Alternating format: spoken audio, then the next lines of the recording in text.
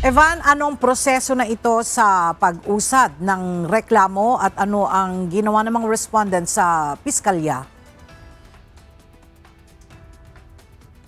Ella, ito yung unang yugto ng preliminary investigation para doon sa mga reklamong inihain ng asawa ni Vice President Sara Duterte na si Attorney Man Scarpio laban dito sa ilang miyembro ng House Justice Committee maging doon sa iba pang naging resource persons sa kanilang mga isinagawang impeachment proceedings. Sa pagkakataong ito, ipinagbigay alam doon sa mga respondent kung ano yung mga kinakaharap nilang reklamo at binigyan din sila ng kopya ng complaint affidavit.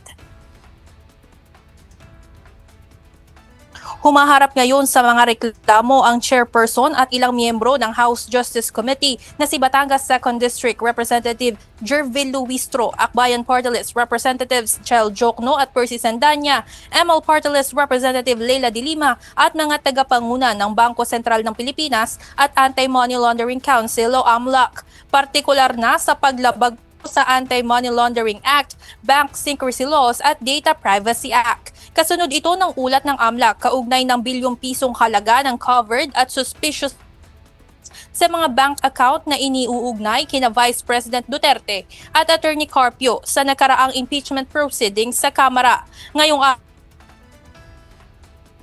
sa Quezon City Prosecutor's Office na dinaluhan naman ng mga mambabatas at kinatawan ng iba pang respondent.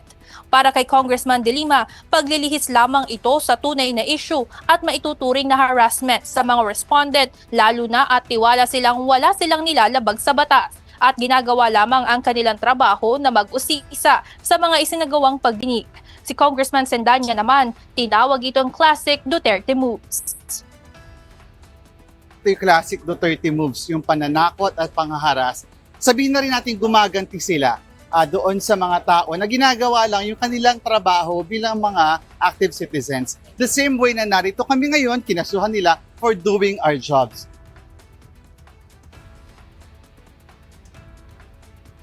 Samantala, nirerespeto naman ng kampo ni Attorney Man Scarpio ang opinyon ng mga respondent. Binigyan din ito na hindi ito pananakot kundi paghingi ng accountability dahil sa umano'y pag-disclose ng mga confidential information ng kanyang kliyente. Ella, ayon kay Congressman De Lima, sakaling ma-dismiss itong mga reklamo, pwede silang maghain ng counter charges laban naman kay Attorney Man Scarpio. Yan muna ang update mula dito sa Quezon City. Balik sa inyo dyan, Ella.